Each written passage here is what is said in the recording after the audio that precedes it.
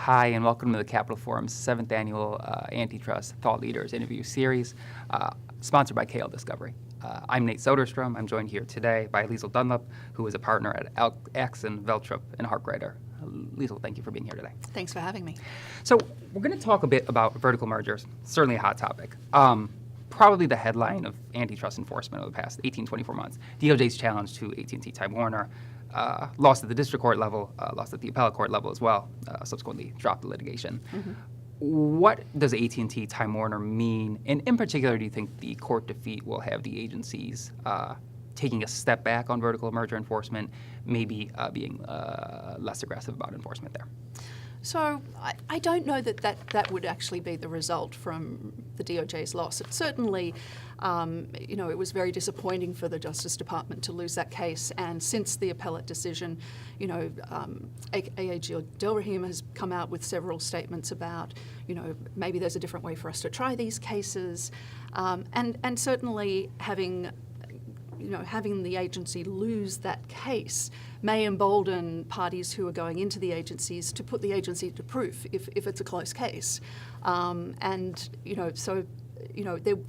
certainly is going to have an impact, but is it going to slow down enforcement or cause the agencies not to enforce? I really don't think so.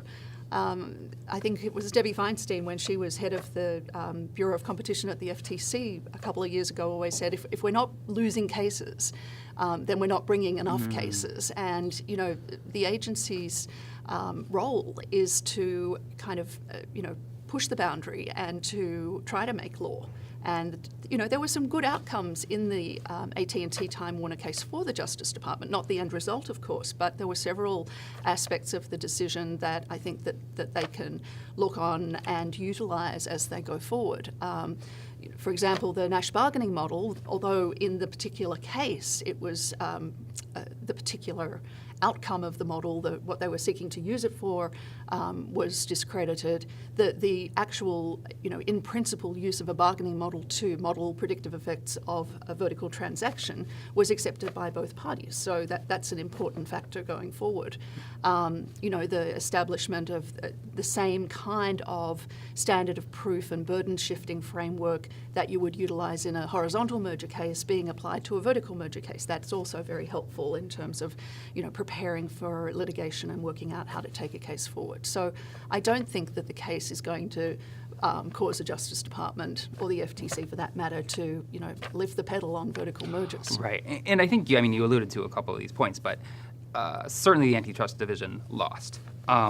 But it doesn't seem like the district court decision, and frankly the appellate court decision, it didn't seem like those are going to make law that should make it more difficult for the agencies to enforce on verticals. And Judge Leon was assessing the theory of vertical foreclosure, whether the merged entity would have the ability and incentive to raise rivals' costs and favour their own downstream distribution, which is the classic theory of vertical harm.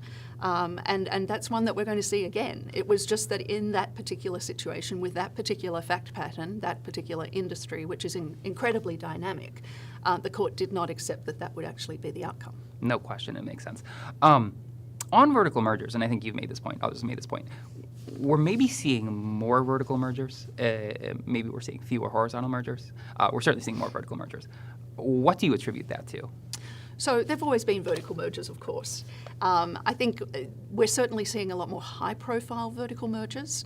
And they're also getting more agency attention, so we're kind of focusing on them a little bit more. But there's always been vertical mergers, and there's always been vertical merger enforcement, not necessarily a litigated challenge like AT&T Time Warner, but in agency consent decrees and things like that. We had Google ITA, we had various other cases in the past.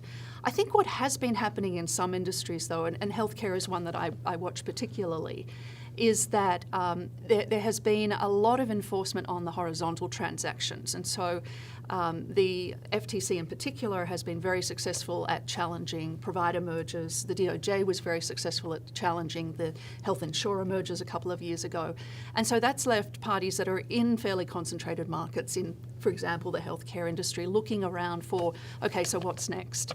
And I don't think it's any coincidence that, two of the parties to a couple of the most important vertical transactions last year that both went through, at least on the verticals, unscathed, were the two of the health insurance companies that were involved in failed transactions the year before. Right.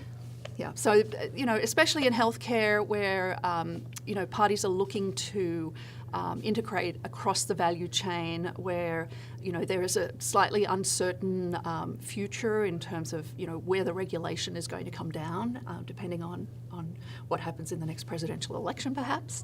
There's a lot of sense for healthcare entities to integrate up and down the value chain, obtain those internal efficiencies, push towards the triple aim, better quality, lower cost. More availability and patient satisfaction. And so you can see, I can see a lot more vertical transactions potentially happening.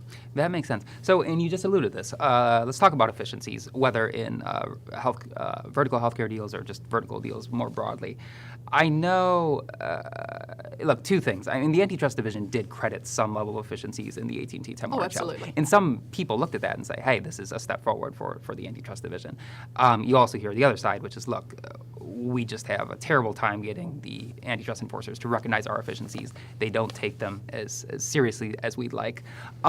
Where do we stand on efficiencies in 2019, especially when we're talking about efficiencies that would arise from vertical transactions? Yeah. I've always, I've done a lot of speaking about and arguing about efficiencies over the years, and they can be hard to substantiate in an agency proceeding, and certainly once you get to court. I mean, indeed, in horizontal transactions, you frequently have court dicta saying, I don't think there's an efficiencies defense. So, you really are making out your efficiencies at the agency stage. And there are standards in the horizontal merger guidelines about what you need to substantiate efficiencies. They have to be verifiable, quantifiable. They have to be merger specific. So things that you couldn't achieve in the absence of the transaction. And that, I think, that last element in particular has particular resonance in considering efficiencies in vertical transactions. So I think there is a sense that in the past there was a certain amount of efficiency assumed in a vertical transaction. And I think that we've kind of moved away from that position and are assessing efficiencies even in a vertical transaction much more critically. The first type of efficiency that is usually fairly obvious in a vertical transaction is what's known as elimination of double marginalization, or EDM. And EDM means that where you have two entities that formerly would have been seeking to maximize profits, and you put them together, you get rid of one of the need to obtain that extra marginal cost. So, and that's just if that is true, if that actually happens, that's just an automatic efficiency. Right.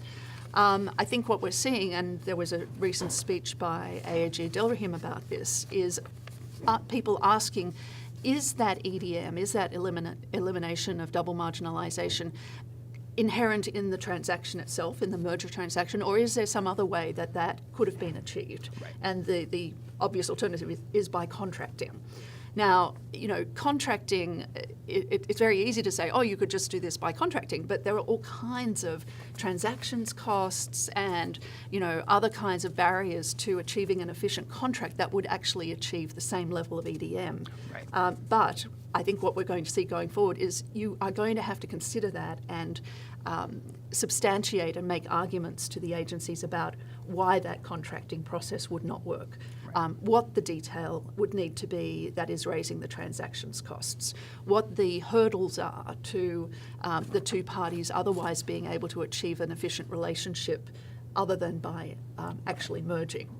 So I think that's the difference. The efficiencies are there, but there's going to be more push to actually substantiate them and address this question of, can you just achieve this in another way that isn't potentially anti-competitive? And EDM isn't the only type of efficiency that you get out of vertical deals. There's very much a sense of, enabling, better products to be created and brought to market, improvements in combination of R&D, other type of cost elimination internally. There's a lot of other ones. But EDM, I think, is where a lot of the focus is, because that, I think, in the past has been where we've assumed that the vertical merger is efficient. Right, that makes sense. So whether or not the agencies have become tougher on efficiencies, especially vertical efficiencies, what we do know for a fact, especially the antitrust division, is on behavioral remedies.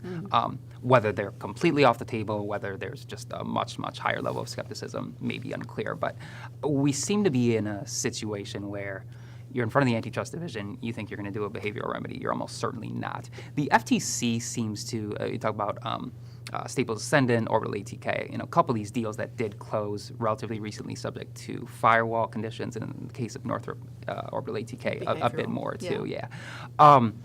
Where do we stand on behavioral remedies in 2019? How significant is this agency split? What are you telling clients on that question? I think it's very significant. Not necessarily the split, but the change in attitude to behavioral remedies. And I think that there are a number of ways that it's going to play out.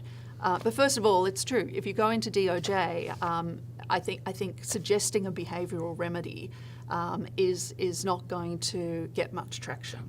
The staff are not going to want to take that upstairs. It's a very unattractive proposition right now.